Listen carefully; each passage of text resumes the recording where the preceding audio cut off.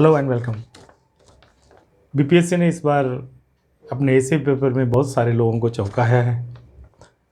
Difficulty level ही नहीं है, quality जो टॉपिक का है वो थोड़ा अलग है, जिसमें आप सोच कर और ऑन द स्पॉट थोड़े से लॉजिकल, थोड़े से इनोवेटिव सोच कर आप आंसर कर सकते हैं। लेकिन उसमें चॉइसेस हैं, तो आपको अपने टॉपिक का सिलेक्शन बहुत अच्छे से करना चाहिए, तभी आप अच्छा लिख पाएंगे। लेकिन कुछ ऐसे एरिया हैं जहाँ पे कॉमनली आप अच्छा लिख सकते हैं, और उसी संदर्भ में मैंने एक टॉपिक पिक किया है जो आया है, और मैं दिखाऊंगा कि कितना आसान होगा इसको लिखना। लेकिन स्टूडेंट का ये परसेप्शन है कि ये बहुत डिफ़िकल्ट एरिया है। जैसे एक टॉपिक है, literature is not only a source of knowledge but also a form of moral and social activity. तो मतलब लिटरेचर जो है वो ज्ञान का एक स्रोत ही नहीं है, बल्कि मोरल और सोशल जो क्रिया है, एक्टिविटी है, उसको भी दिखाता है। तो ये चीज़ समझ में तो बिल्कुल आ गया होगा। देखिए, इस ऐसे की खासियत क्या है कि आपको एकदम क्लियर बताना है, डायरेक्शन आपको क्लियर दे दिया गया है। So you need not to worry about that what direction I should reflect. आप लिटरेचर को कनेक्ट करेंगे कि कैसे मोरल और सोशल चीज़ों से ये जुड़ा हुआ है। नॉलेज तो देता ही, तो इस पे ज़्यादा लिखना नहीं है। Not only a source of knowledge, तो ये तो ऑलरेडी इम्प्लिसिट है कि वो है, लेकिन ये कैसे है इसको आपको दिखाना है ना। अब कई ऐसे लोग स्टूडेंट हो गए जिनको लगता होगा कि ये तो वही लिख सकता है जिसको लिटरेचर पढ़ा हो, जिसने बहुत ज़्यादा। ये वैसा लिटरेचर नहीं है जो बहुत ही क्लासिकल लिटरेचर पढ़ा हो तभी आप इसको लिख सकते हैं। जो हम लोग क्लास 9, 10th, 11th ये सब में पढ़े हैं ना, हिंदी वाले या इंग्लिश के बुक में जो उससे आप लिख देंगे, इसको उधर जाने की ज़रूरत नहीं है बहुत ज़्यादा। तो अब आप इसको मैं थोड़ा सा बिल्डअप करके दिखा देता हूँ कि इसमें क्या आना चाहिए।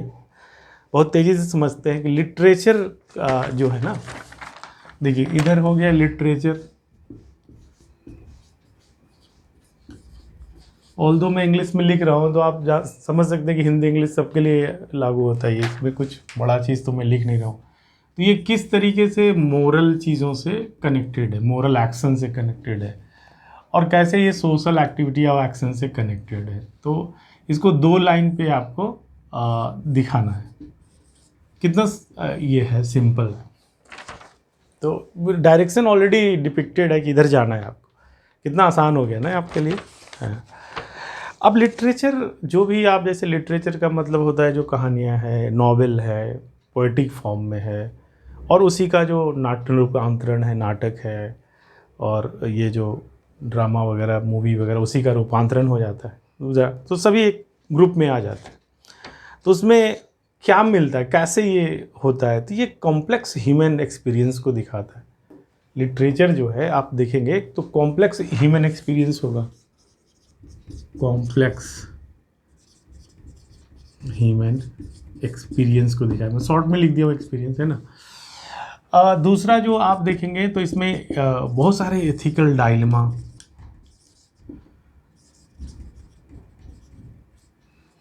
दिखेगा।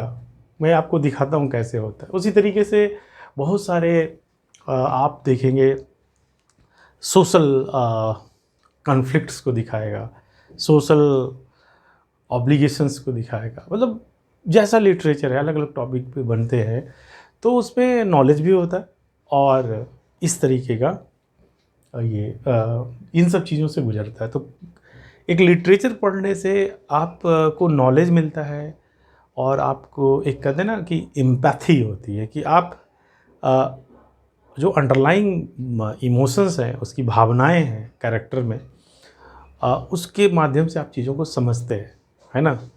तो वो आपको यहाँ पर स्पेसिफाई किया कि कैसे ये मोरल और सोशल एक्शन और एक्टिविटी को दिखाता है। तो आप इसके लाइन पर आप लिख लेंगे, लेकिन लिटरेचर से मिलता क्या है ये मैं जनरल बताया जा रहा हूँ। फिर इसको कनेक्ट करेंगे। तो आपने समझ गया कि इसको थोड़ा बता देना लिटरेचर है क्या, ये है, ठीक है। अब मोरल और सोशल से कैसे कनेक्ट होता है इससे, तो पार्ट 1 में हम इसको डिस्कस करेंगे, पार्ट 2 में मतलब उसी तरह लाइन में जाना है।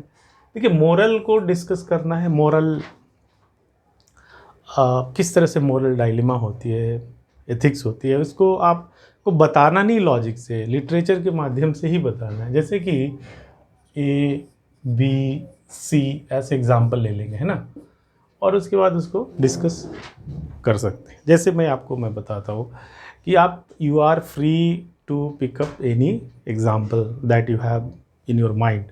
जो भी आपने कहीं से भी पढ़ा है, जाना है, किसी भी तरीके का हो, हिंदी का हो, इंग्लिश का हो, मलयालम का हो, तमिल का, किसी का ले सकते हैं आप।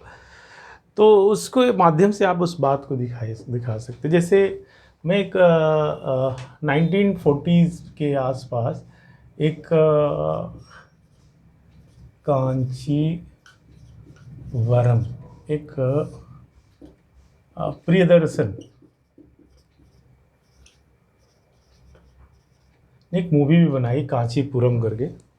इसमें एक कहानी है एक फादर की कि वो अपना एक सपना रखता है कि मैं अपनी बेटी को ना शादी में विदा करूँगा सिल्क की साड़ी में। कांचीपुरम का तो सिल्क बहुत ही फेमस है। और लेकिन वो बहुत गरीब था। एंड देन वो क्या करता है कि थोड़ा थोड़ा सिल्क जो है अपनी वाइफ से कहता है कि मैं सिल्क की साड़ी में तुमको लाऊंगा, तो वो तो पूरा नहीं करता, तो कहता मैं बेटी को तो ज़रूर विदा करूंगा उसमें। और उसके लिए ना चुपके से एक कॉर्नर में थोड़े थोड़े जहाँ वो काम करता सिल्क बचा के लाता था और उससे एक साड़ी बुन रहा था। तो उसकी हार्डशिप इतनी थी कि वो सिल्क की साड़ी अफोर्ड ही नहीं कर सकता था, लेकिन थोड़े थोड़े धागे धागे लाकर ना अपनी बेटी की शादी के लिए कि उसको मैं विदा करूँगा, वो बहुत ही उसका सपना था। और प्रकाश राज ने इसको उस मूवी में, प्रियदर्शन की मूवी में, उस एक होता ना प्रोटोगोनिस्ट जो मेन कैरेक्टर है वही है, तो वो जो है उसका रोल अदा किया, दिखाया कि किस तरीके से उसके डायलेमा चल रहे थे कि पैसे नहीं हैं, सिचुएशन ख़राब है, और क्या कि कैसे करेंगे। एक तो एक तरफ से बेटी का प्यार है, दूसरी तरफ से उसकी आर्थिक स्थिति वैसी थी नहीं, बिल्कुल नहीं थी। तो वो जो पिजेंट्री का, रूरल एरिया का उसमें का कंडीशंस था वो भी दिखा रहा था उसमें। लेकिन मोरली आप देखेंगे कि एक फादर कौन से सपने देख सकता है, उसके को बहुत अच्छे से डिपिक्ट किया कि मतलब उसकी सफरिंग क्या है। मैं बताऊंगा कि इसके अंडरलाइंग मोरालिटी क्या है, लेकिन आप देखते हैं वो अंत में कहानी तो बड़ी है, लेकिन देखा है कि वो अपनी बेटी को अंततः नहीं कर पाता, वो गिरफ्तार भी हो जाता है चोरी के आरोप में, और जब मर जाती है ना तो वो वही सिल्क जो है वहीं पे डालता है उसमें, उसकी बेटी मर जाती है उसको जलाने में या जैसे। तो आप समझ सकते हैं। तो ये अब इसमें है कि कौन सी मोरालिटी दिखाया है, एम्पैथी।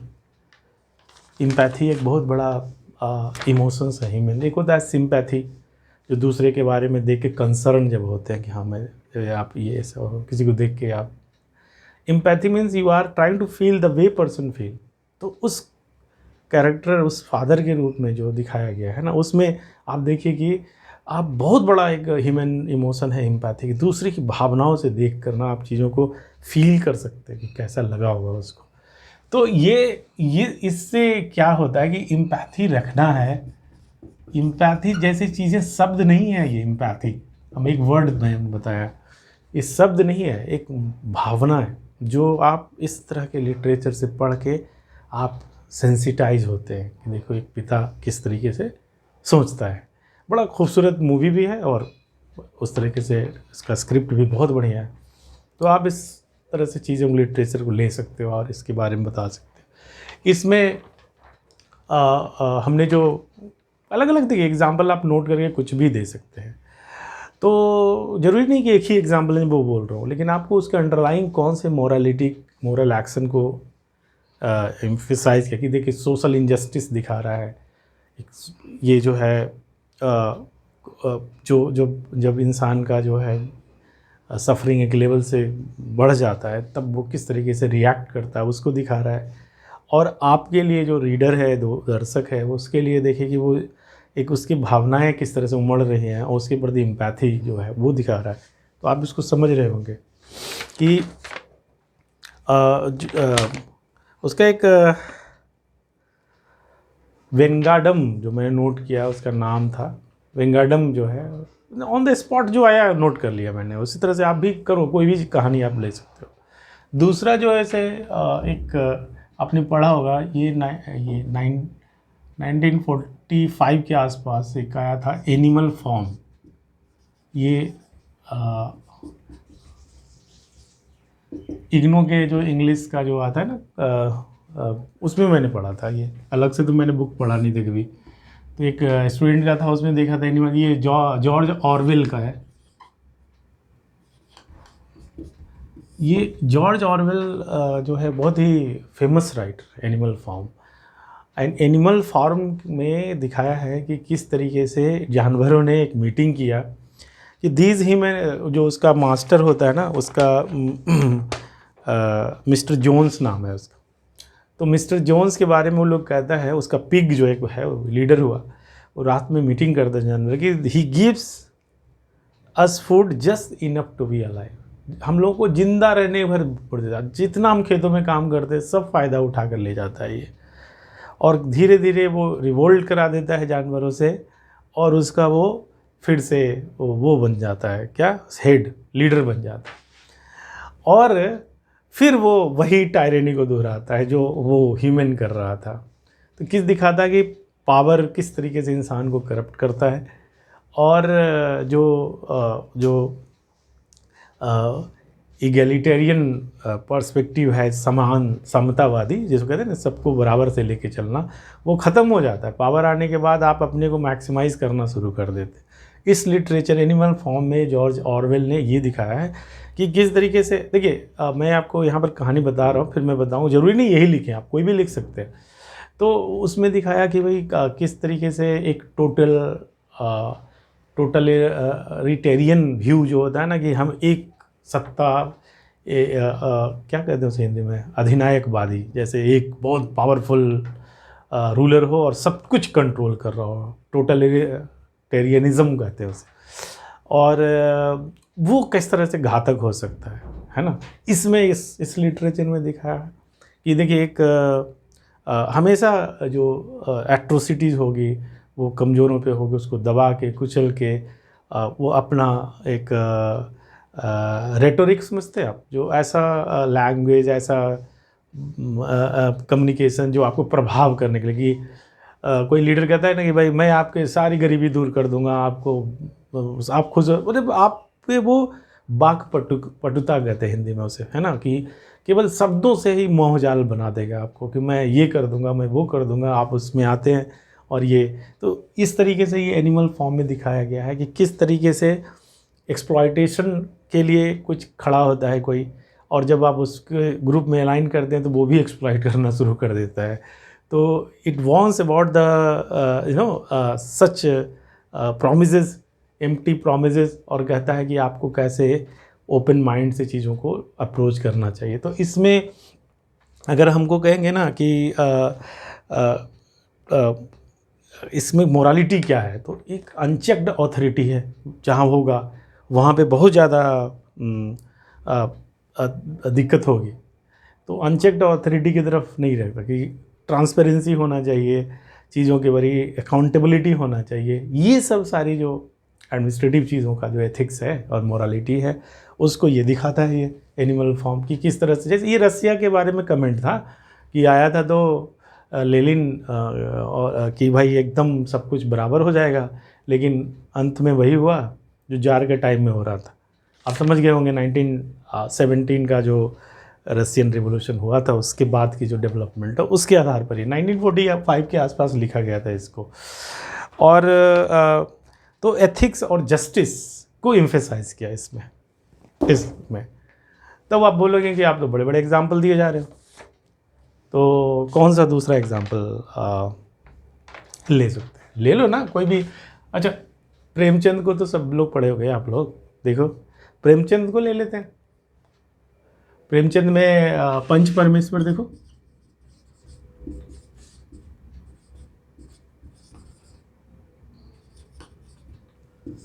पंच परमेश्वर में क्या देखा आपने? अलगू चौधरी, जुम्मन शेख, ये सब था ना कैरेक्टर। तो वो बुढ़िया क्या कहती है, शायद आप पढ़े होंगे तो आपको रिलेट कर पाए होंगे इससे कि भाई अपने दोनों दोस्त थे और जो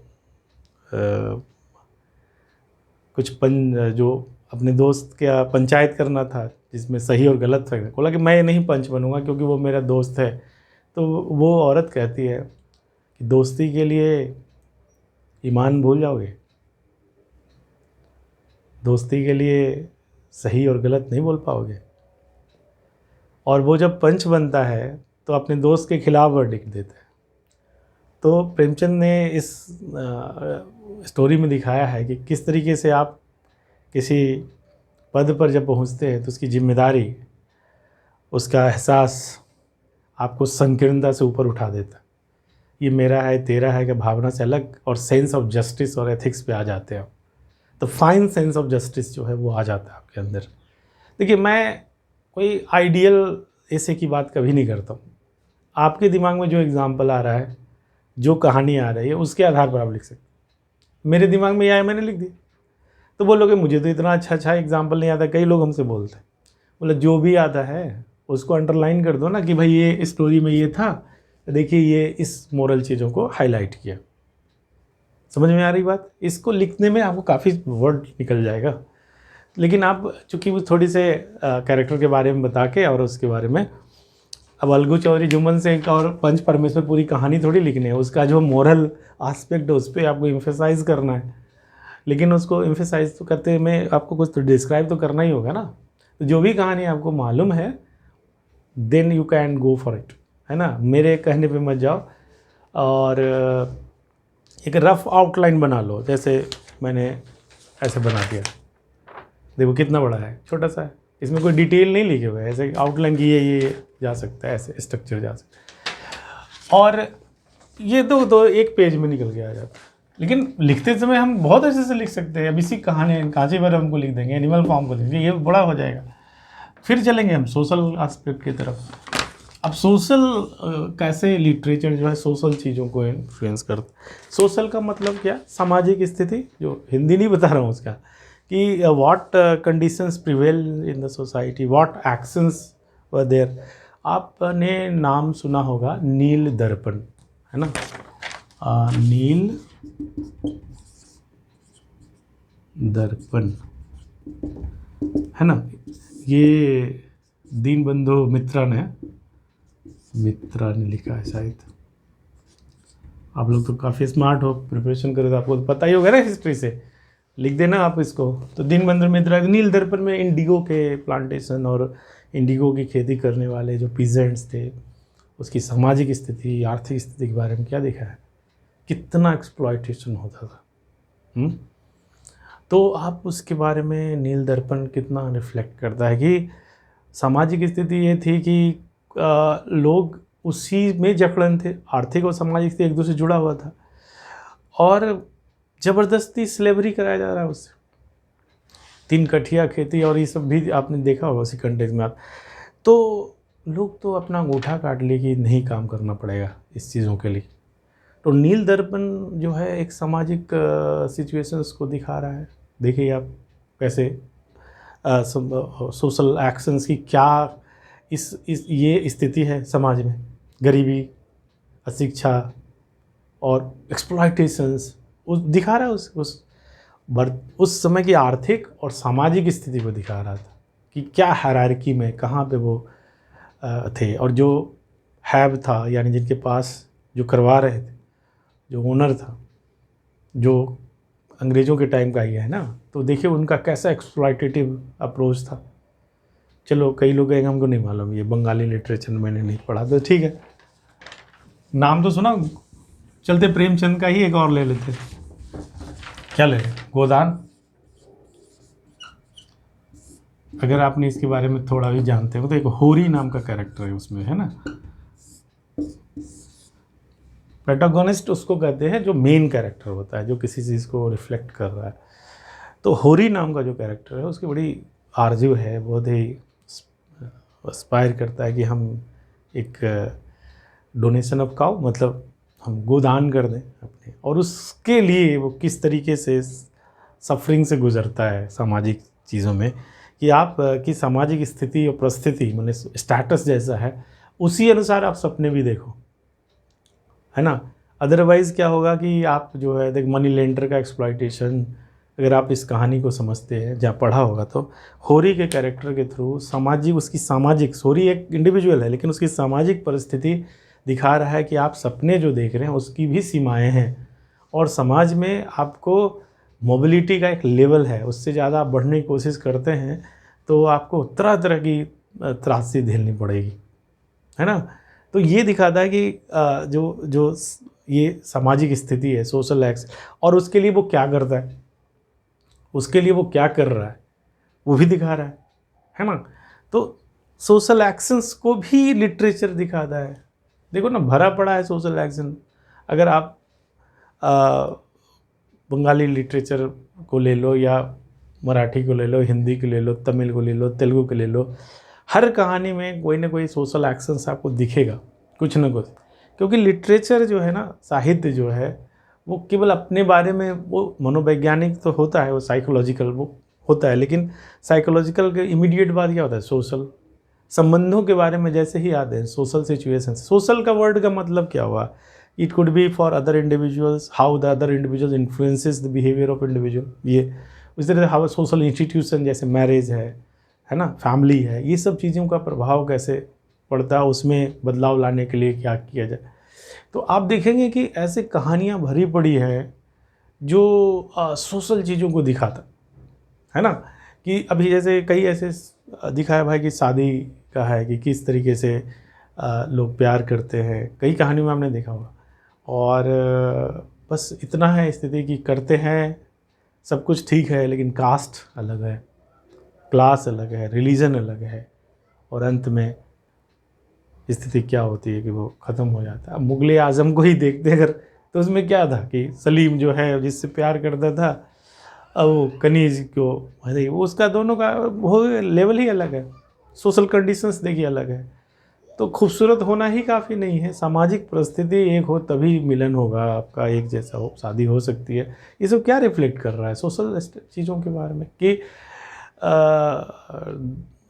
आप पढ़े होंगे अगर सोशियोलॉजी, तो धुरिये वगैरह ने लिखा है कि डॉटर एंड डाइनिंग का रिलेशन, की बेटी और रोटी का संबंध जो है वो सामाजिक परिस्थिति को देखकर होता है। किसके साथ आप खाएंगे और किससे शादी विवाह होगा ये मायने रखता है, वो सामाजिक कंडीशंस को दिखाता है। तो हमको सोशियोलॉजी में तो जाना नहीं, हमें तो लिटरेचर से बताना है, कहानियों के माध्यम से, कविता के माध्यम से, जो आप दिखा सकते हैं इस चीज़ों को। तो देखिए मैं आपको ये सब गोदान से, ये सब से बना के क्या दिखाने की कोशिश कर रहा हूँ कि देखिए literature, how literature is not only a source of knowledge. या नॉलेज पे लिखना नहीं है, क्योंकि वो ऑलरेडी बोला हुआ है कि है, ये मोरल और सोशल एस्पेक्ट को दिखाना है कि कैसे उसको हाईलाइट करना है, उसको इलस्ट्रेट करना है। तो मैं फिर से कह रहा हूँ कि जो भी चीज़ आपके दिमाग में आता है उस समय, जो भी कहानी, जो भी कविता, जो भी चीज़ें आ रही हैं, आप उसको लेकर अपने इस लाइन को मत छोड़ना, मोरल और सोशल को। ये दो ट्रैक पे आपको जाना है और रिलेट करना है कि देखिए कैसे इसमें ये निकला, और उसे अंडरलाइंग मोरालिटी क्या हुआ। जैसे मैंने बोला ना कि कांचीपुरम में एम्पैथी एक ऐसा चीज़ है कि इंसान को एम्पैथी रखना चाहिए चीज़ों के बारे में, तो दिख जाता है, आपको द्रवित महसूस होगा, मतलब you will feel strongly about that character. तो वही चीज़ जो है आप सोशल के देखेंगे, सोशल कंडीशंस के बारे में भी लिटरेचर दिखाता है। तो आपने, I hope you have understood कि इसका फ्रेमवर्क क्या होगा। देखिए मैं हमेशा अपने क्लास में अप्रोच करता हूँ कि एम्पावरिंग हो, मतलब हम आपको रास्ता बता दें कि कैसे जाना है, उस रास्ते में क्या मतलब कैनवास ये होगा, अब उसमें कौन से कलर यूज़ करेंगे ना, वो आप पे निर्भर करता है। उसी तरह से कंटेंट वैरी कर सकता है, लेकिन उसका डायरेक्शन कंटेंट का, या जो आप उसका जो उस कंटेंट को यूज़ करके जो फोकस में लाकर बताने की कोशिश करेंगे वो सेम होगा। चाहे वो मैं अपनी कहानी से बता रहा हूँ, चाहे एक लड़का है दीपक, वो बनाना शुरू करेगा, कोई है मनीष वो करेगा। मतलब हम नाम देकर बता रहे हैं कि मतलब ऐसे ऐसे करके आप रख लो 4 लोगों को, 4 लोग अलग अलग कहानियों के माध्यम से बोलेंगे वही चीज़ जो ऐसे का प्लॉट है इस टॉपिक का। तो I hope you have understood this thing. तो हमारे ब्यूटीफुल माइंड IAS में ये प्रयास हमेशा रहेगा और रहता है कि हम आपको ऐसे लिखने के लिए रेडीमेड आंसर नहीं दें, आपको एम्पावर करें कि आप कैसे अपना एक ओपन माइंडसेट रख के डिफ़िकल्ट से डिफ़िकल्ट टॉपिक पे भी ऑन द स्पॉट बिल्डअप कर सकते हो चीज़ों को। आज ज़माना ऐसे ही हो रहा है, धीरे धीरे देखो कि क्वेश्चंस ऐसे आ रहे हैं जो चैलेंजिंग रहेंगे और आपको इस स्किल को डेवलप करना चाहिए, है ना। और अगर आप चाहते हैं कि और प्रैक्टिस करें इस तरह की चीज़ों से, तो हमारा सैटरडे का एक टेस्ट सीरीज़ प्रोग्राम है, PYQ सीरीज़ का प्रोग्राम है, ये सब आप एक्सप्लोर कर सकते हैं हमारे वेबसाइट beautifulmindias.com या beautifulmind.in, कहीं जाएंगे तो आपको मिल जाएगा। ये बेहतर है beautifulmindias.com पे जाएं तो आपको मिल जाएगा ये सारी चीज़ें। ऐसे में प्रैक्टिस कर सकते हैं, मुश्किल से 10 ऐसे प्रैक्टिस कर लो, इवन 5-6 ऐसे प्रैक्टिस कर लोगे ना, और उसको रटने की जगह अगर आप उसको उसके जैसे हमने ऑन द स्पॉट एक पेज लेकर कैसे ये पूरा डिस्कस कर लिया, पूरा गूगल, देखिए कोई एक टीचर है जो गूगल करके पूरा लिख दे, ये इसमें ये आएगा, इसमें ये आएगा, तो वो तो कर ही देगा, आप भी कर सकते हो। उससे अच्छा है कि आप वो सब चीज़ों को छोड़ो, आप ऑन द स्पॉट चीज़ों के दिमाग में क्यों आया, लॉजिकल सेंस नहीं छोड़ना है। कि जैसे ये बोला कि भाई literature is not only a source of knowledge, तो अब नॉलेज भी ज़्यादा नहीं लिखना है ना, क्यों लिखना है, वो तो बोल ही दिया है, बताना है कि it is a source of morality and social action also, तो वो एक्टिविटी वो सेम है, तो उसको आप उसके उस आधार उसको हाईलाइट करते जाए, तो ये क्लियर है, समझ गए होंगे ऐसे के टॉपिक, तो आप लिख पाएंगे। आने वाले समय में मैं और भी टॉपिक पे बनाकर आपको देने की कोशिश करूँगा, और बहुत डिफ़िकल्ट नहीं है, ऐसे प्रैक्टिसिंग आर्ट है, मालूम है, जितना प्रैक्टिस करोगे, जैसे कहते हैं ना कि आप ड्राइविंग ग्रामर से केवल नहीं सीखते, चलाने से सीखोगे। तो जानना ही काफ़ी नहीं, करना भी चाहिए। कई लोग खूब समझ लेते हैं, ऐसे करेंगे ऐसे करेंगे ऐसे करेंगे, मतलब लिख के दिखाना, नहीं लिख पाएंगे। तो बेहतर है कि आउटलाइन बनाना पहले सीखो, फिर उस पर लिखना सीखो, छोटे छोटे लिख देते हैं, गलती करने से नहीं डरते, डरो, जितनी ज़्यादा गलतियाँ करोगे उतना ज़्यादा ठीक सीखना शुरू करोगे। गलती कर रहे हो यानी आप कर रहे हो यानी सीख रहे हो, तो आप सीख सकते हो इस चीज़ से, और फिर धीरे धीरे कितने हो समय 2 महीने 3 महीने में आराम से सीखने लगोगे।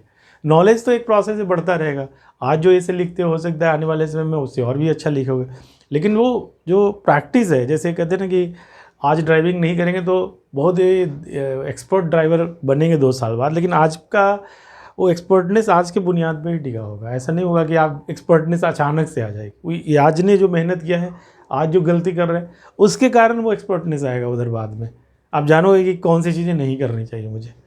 तो ये प्रोसीजरल है, मतलब अब करने के बाद, जैसे डांस कोई करता है तो डांस करने के बाद ही सीख सकता है, ग्रामर से नहीं सीख सकता। तो वैसे बहुत सारे एग्जांपल्स आप साइट कर सकते हो। I hope you have understood this thing, और मिलेंगे अगले वीडियो में और बात करेंगे किसी और टॉपिक पे। आपको ये ऐसे कैसा लगा, इसके बारे में आप थोड़ा फीडबैक दे दिया करो जिस कमेंट में जो है, इससे हमारा भी मोटिवेशन रहेगा कि भाई हमने जो कम्युनिकेट किया आप तक उसी फॉर्म में पहुंचा या नहीं। एक टीचर है, नाम नहीं पूछना, तो बहुत अच्छे राइटर है, मैग्रो हिल से उनका बुक वगैरह भी आता है, हमारे बगल में ही उनका कोचिंग है, तो स्टूडेंट कम होते हैं। तो एक पूछे क्यों, बोले देखिए ज्ञान होना काफ़ी नहीं है, आप ज्ञान की बात करते हो तो कई लोग हैं कि बहुत नॉलेजेबल है, लेकिन अपने ज्ञान को दूसरे तक पहुंचाना है, यू नो कि how you, whether you deliver और नॉट। तो आप whether you are communicating in a way that students are getting and understanding everything, तो वो टीचर सफल टीचर बनाता है आपको। तो आपके नॉलेज से क्या लेने देना, आप उस नॉलेज को कम्युनिकेट कर पा रहे हो कि नहीं, तो मैंने किया कि नहीं मुझे कैसे पता चलेगा, जब आप कमेंट करोगे तभी ना।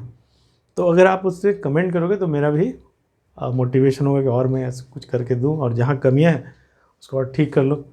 तो I hope you will comment and let me know, और कुछ अगर और पूछना है, किसी और टॉपिक पे हाईलाइट करना है कि भाई ये टॉपिक मुझे समझ में नहीं है, तो आप कमेंट में लिख दो, मैं अगले कोशिश करूँगा आने वाले समय में उसको इनकॉर्पोरेट करूँ अपने डिस्कशन में। तो आज का डिस्कशन बस इतना ही, मिलेंगे अगले वीडियो में। Thank you very much.